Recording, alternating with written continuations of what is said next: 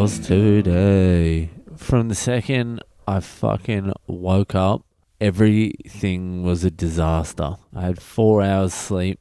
I was meant to be up at 5 minutes to 6. I woke up quite a bit after that. I was late for everything today. Everything was a fucking rush. I dropped everything I fucking touched. It was a fucking mess. Oh my God. I did a couple of gigs tonight. They ended up being pretty good though. Went to a new place, Death or Glory Comedy in Melbourne, which I think that's going to be a pretty cool little comedy club. Nice little joint. The gigs went well. That's because I'm a fucking trained comedy assassin. No, I hosted some fucking burlesque show first. That's always a strange night. It's in between titties and jugglers and singers and comedians, if you can call them that. It's a bit of fun. It's fucking crazy, actually. That's where I bumped into Jordan Peterson. I went to this shitty little gig earlier this year in Melbourne. One of my comedian friends, Andrew Roberts, who I do my other podcast with, the Oppression Chamber podcast. Get on it. If you like this, you'll like the other podcast. Anyway, he was emceeing the night. So I just went along with him. Usually this night's one of the worst nights in Melbourne for comedy. It's just fucking shit. No one turns up. It's usually only comedians. So I'm sitting at the back of the room with the other comedians, and there's only like 6 people in the crowd. And Andrew Roberts comes up to me. He's like, I've got a surprise for you later. And I had no idea what the fuck he was talking about. Anyway, I'm sitting at the back of the room. Roberts does his thing. All the comedians come on. And then the first bracket ends. And Roberts goes to the side of the stage. So I walk over there to have a chat with him. And I'm just having a chat to him. And I look at the people in the crowd. And one of the people in the crowd just happened to be Jordan Peterson. And he was looking straight at us. And I was like, what the fuck? That can't be. And I turned to Roberts. I'm like, is that fucking Jordan Peterson? He's like, yeah, man, that was a surprise. So Jordan Peterson, he was there with Dave Rubin. So Dave Rubin and whoever else the other guy was, there was 3 of them. They weren't there. So I walked straight over to Jordan Peterson and I go, and he's one of I fucking love that guy. He changed my life. So I walk over to him. I sit down next to him. I'm like, I just wanted to say I love you and you changed my life. He's like, hey man, that's fucking all this Peterson shit. I'm like, you really did change my life. And I told him this story. This is the story I told Jordan Peterson. About 2 years ago, I was listening to you a lot. I swore a lot too because I was nervous. I was like, fuck, you really did change my fucking life. Couple of years ago, I was like nihilistic.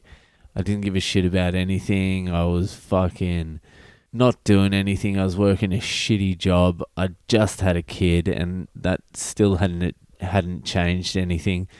And somehow I had a job. I had a pretty good job. It wasn't paying fuck all.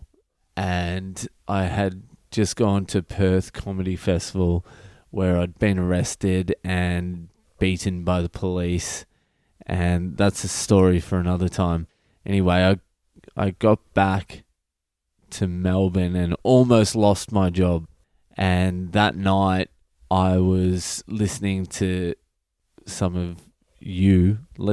I'll just say, this is what I told John Peterson, but I'll say, and I was listening to Jordan Peterson, and one of the things he said was, if you're in your mid-30s and you have no skills and no prospects and you're just a dropkick and you've done nothing so far in life, and by some miracle of God you have a job, you have no right to leave that job for at least a year. Actually, you have no right. You have to stay at that job for 2 years, and it doesn't matter what the fuck you say. If you don't like the job, it doesn't fucking matter. You stay at that job and you work your ass off because you are not a valuable member. No one needs you. And for some reason, that struck a massive, massive, massive chord for me. So after I listened to that, the very next day I went into work and I said, fuck it. I'm going to work as hard as I possibly can for as long as I possibly can. And I just started fucking working, turning up, doing extra hours, staying there the longest, working as hard as I can, which I've never done before in my entire life. Just going above and beyond. And within 6 weeks of doing that, everyone took notice. I got a 30% pay rise, which is fucking crazy. And I just kept on working. I worked as hard as I could. Anyway, I'm telling Jordan Peterson this story, and he's like, yeah, man, that's the way to do it. That's the way to do it. I was like, yeah, man, you saved me. Maybe I saved myself, but fuck, I needed the message. The message had not got through until that point. And we had a little bit more of a chat, and I said, fuck, man, it was so fucking nice meeting you, man. It was fucking great. So if you go on my Instagram at Boyle Comedy, you'll see the picture of me, Jordan Peterson, and Dave Rubin on the very night he came to a shitty comedy night. And he actually spoke about it because he was here to do some Melbourne events, and he spoke about it at his Melbourne event. So if you go and listen to Jordan Peterson Melbourne, fucking, when was it?